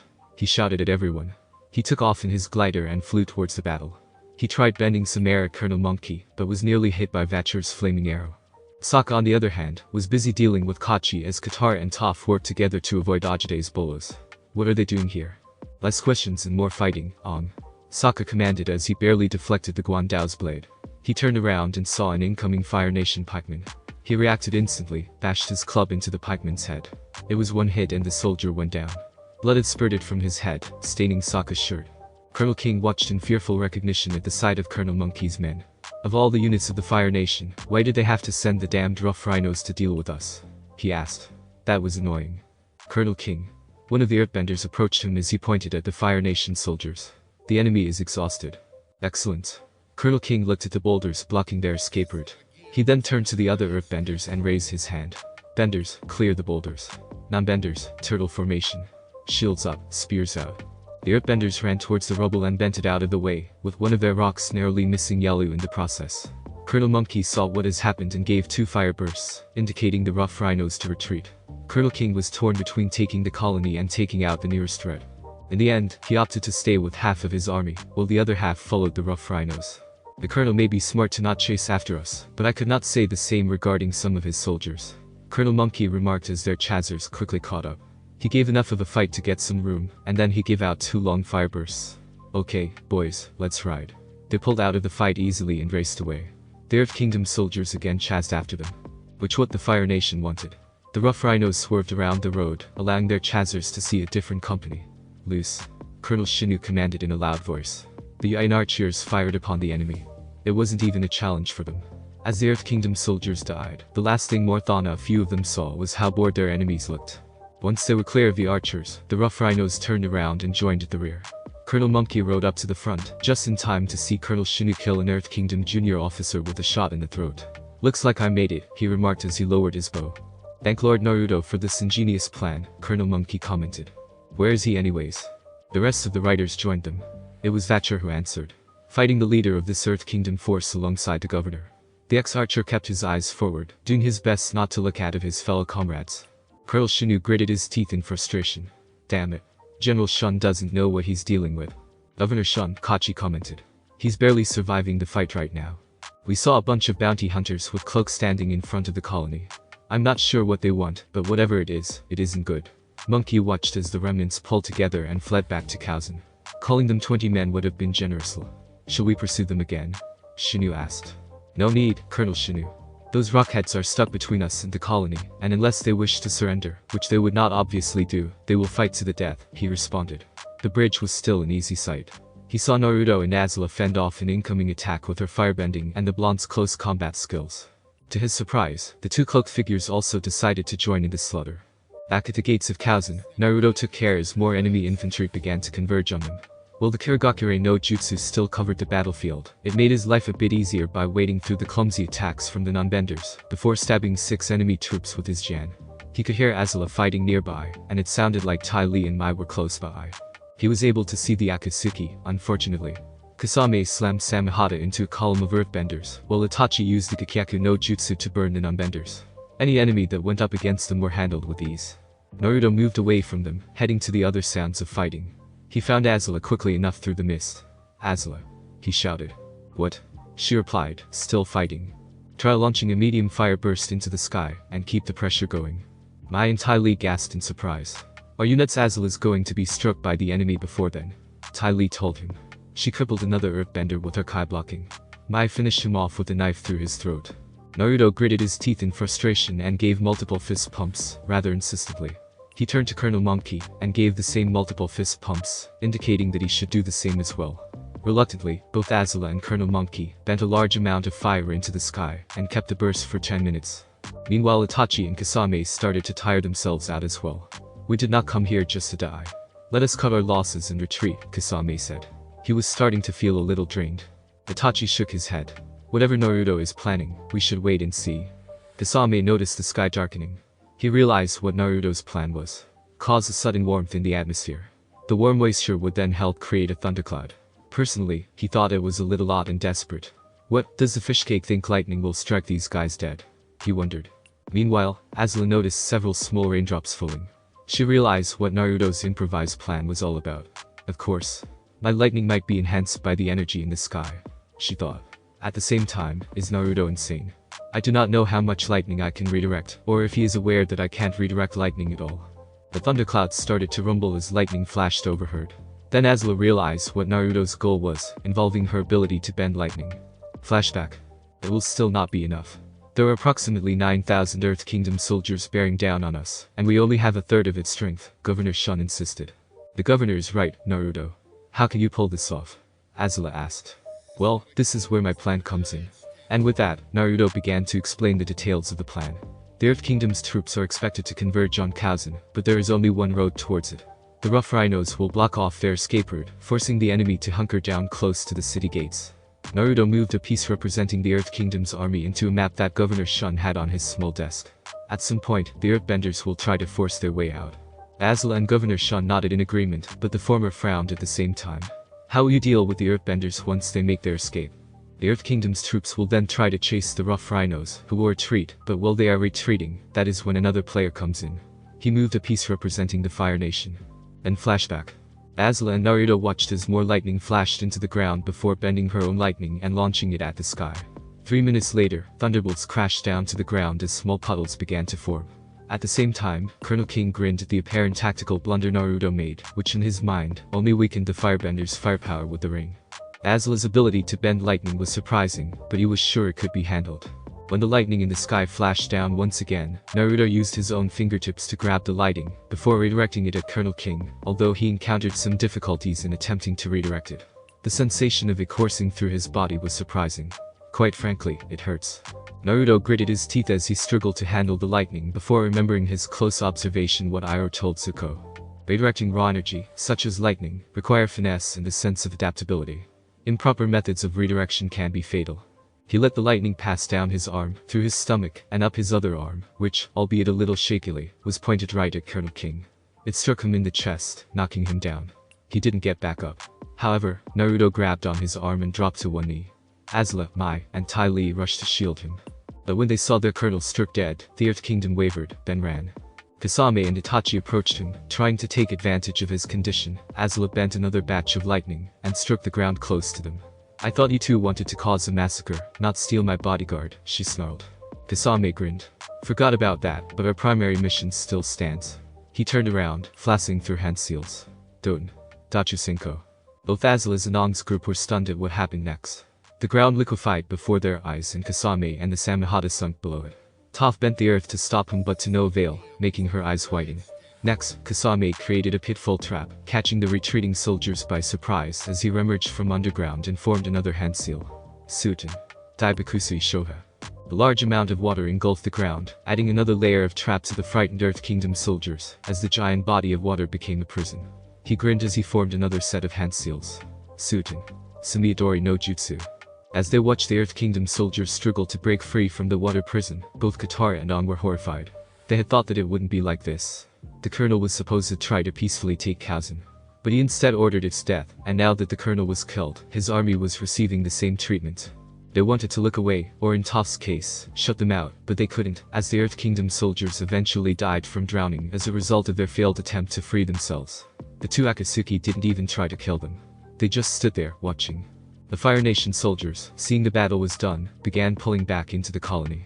Once Naruto was sure they were all inside, he signaled Azula that it was time to go, to which she nodded. Getting across might be tricky with Itachi and Kasame there, but he was hoping they'd be busy. They barely took one step across the bridge when a cry of "Wait!" stopped them. Konohamaru and his team was back. "Boss, is that really you?" Konohamaru asked, hope in his voice as he stared at the blonde's back. Naruto stared to the end of the bridge in silence. "Will you turn to face them?"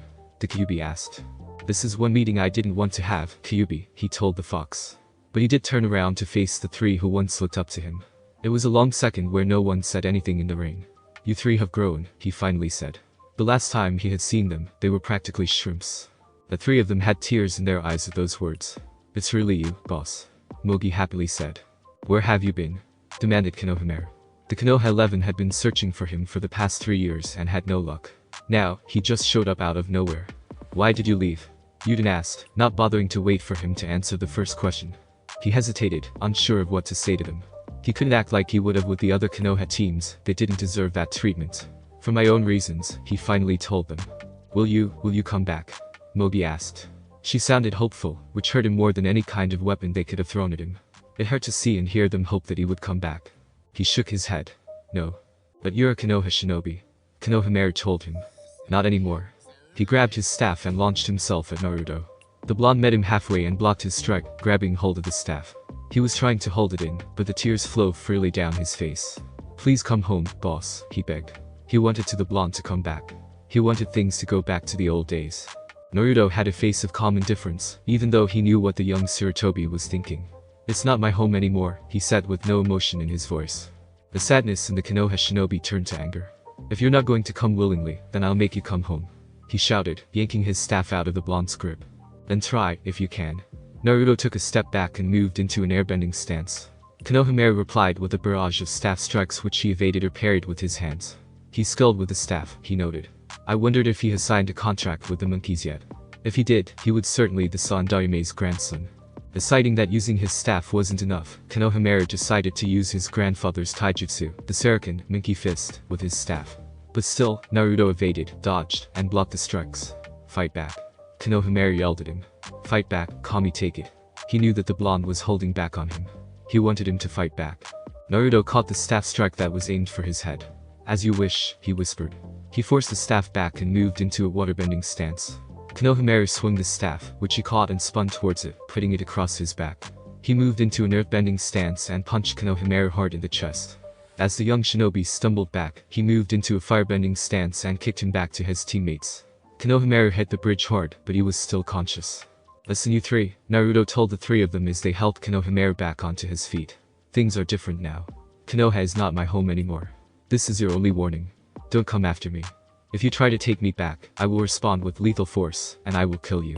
He walked to where Azula, Mai and Tai Li were standing just at the end of the bridge. We are leaving. Don't try to follow. They left the bridge and Kazan behind them. Naruto kept looking forward, not looking back to see Konohamaru, Mogi, and Yuden crying on the bridge. But he could hear them. I'm still annoyed that we had to leave after the killing spree, Kasame told his partner as they walked down a road. They left discreetly after finishing off the surviving Earth Kingdom soldiers who tried to surrender to them. If we had stayed, he would have turned on us.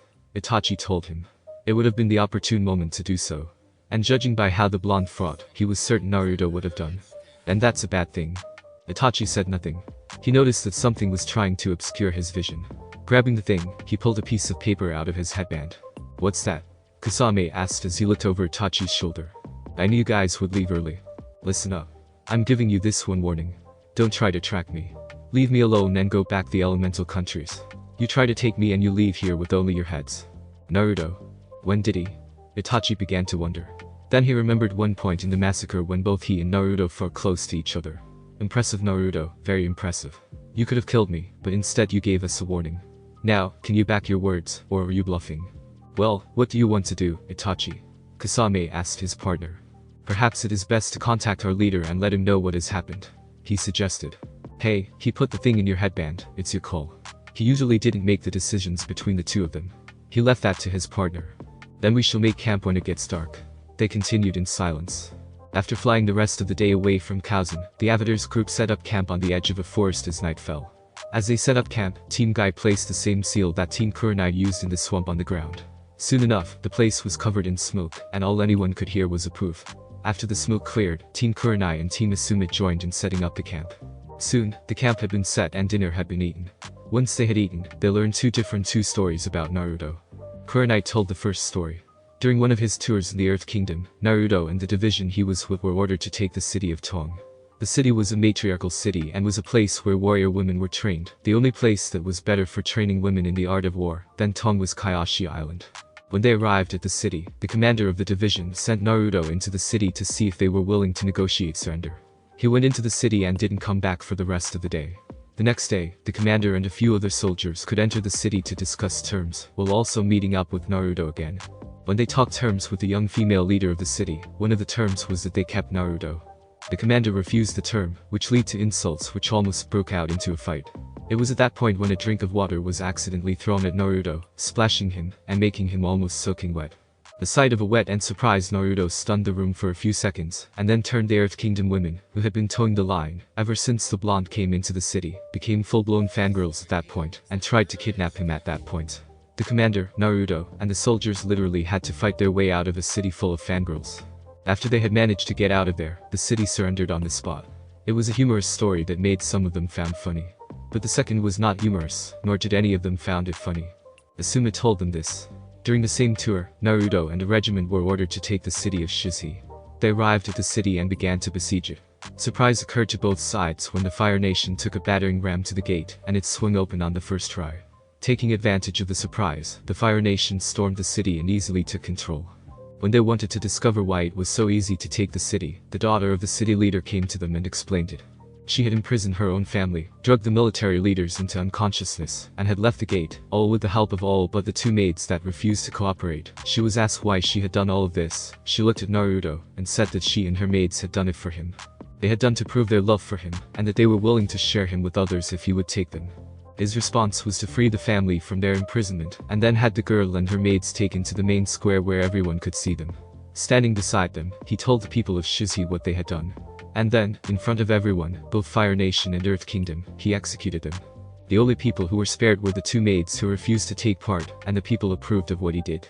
Once they were done, Team Guy quickly filled them on what had happened. They had agreed to tell the other teams about Itachi and Kasame later, when the others had fallen asleep. That way, they could avoid unnecessary questions, as well as their failed attempt to capture Naruto, when he suffered a minor injury on his right arm, from a difficult attempt to handle electricity on the same arm. That massacre would not have happened had Sokka kept his mouth shut, Katara told them after the story was done. The horror she had felt had disappeared. In its place was anger. My mouth shut. My mouth shut, Sokka repeated, standing up from where he sat. Are you saying this entire thing was my fault? Yes, it is, she answered. It's your fault for letting those two boys' fathers die, and killing every Earth Kingdom soldier there. It never would have happened if you didn't rile the colonel up. It would have happened anyway. He shouted at her. I'll admit that letting the fathers die is my fault. I'll admit that killing those soldiers is on me as well. But blaming me for this. If anything, the fault belongs with you and Ong. Me? Ong asked, surprised by the tribesman's words.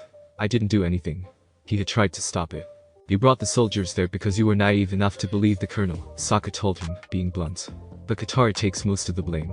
And what exactly did I do that's made me get most of the blame? She asked with a tone of self-righteousness. She believed that she had done nothing wrong.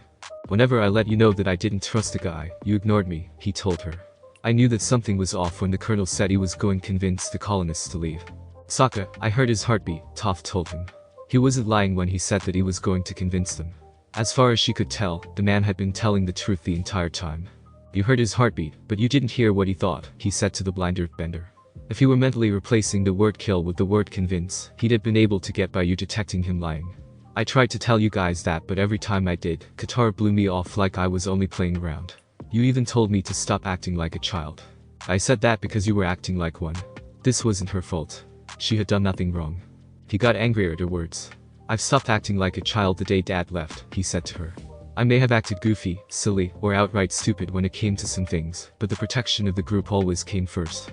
I was suspicious of the colonel, and all you did was told me to stop being paranoid. You've been paranoid before, and every time he's been wrong. She could list the number of times he had been suspicious about someone, only to be proven wrong off the top of her head. It spoke for itself. I wasn't wrong about Jet, he reminded her. You just like to think you discovered that yourself. Face the facts, Katara. If you listened to me, the colony wouldn't have been put in danger, and all those soldiers that I had to kill wouldn't be dead. He fell silent, and in the silence, he looked at his arms and hands. Sokka, are you okay? Ong asked. As if to answer his question, the tribesman's arms began to shake badly. That face, he muttered. I can still see that pikeman's face. His blood, it's still on my hands. Must get it off.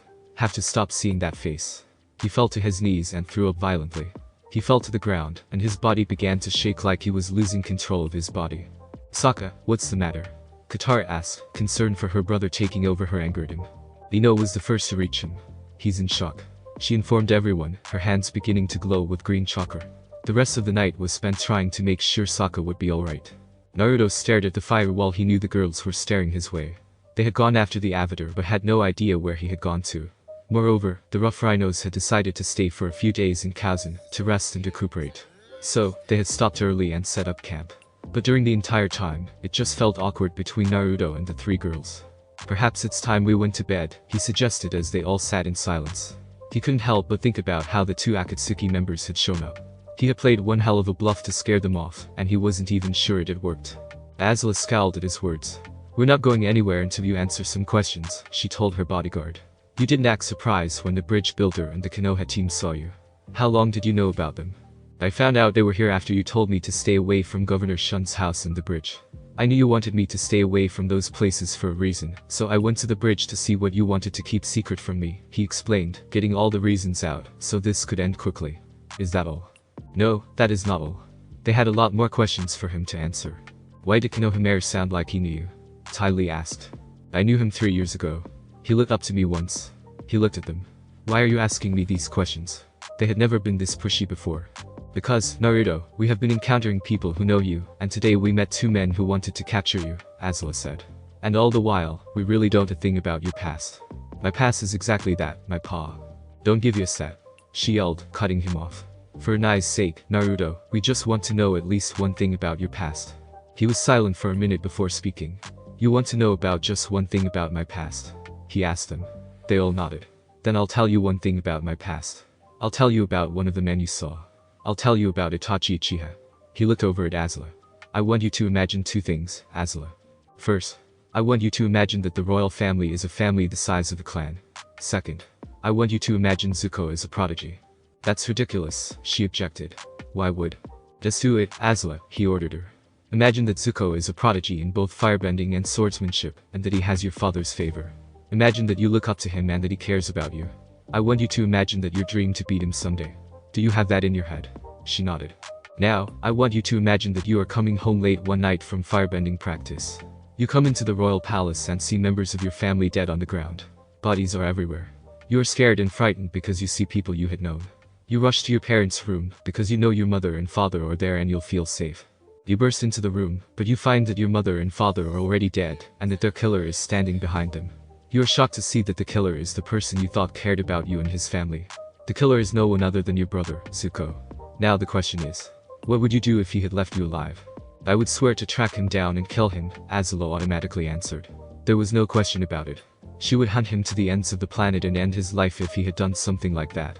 The silence that followed was almost deafening. Itachi Uchiha is infamous where I come from because, in one night, he killed every single person of his own clan. He had left only one survivor, he told them. You mean his younger sister? Ty Lee asked with horror. Azula remembered what Naruto had said to Itachi on the bridge. No, not his younger sister, she said. His younger brother was the sole survivor, right?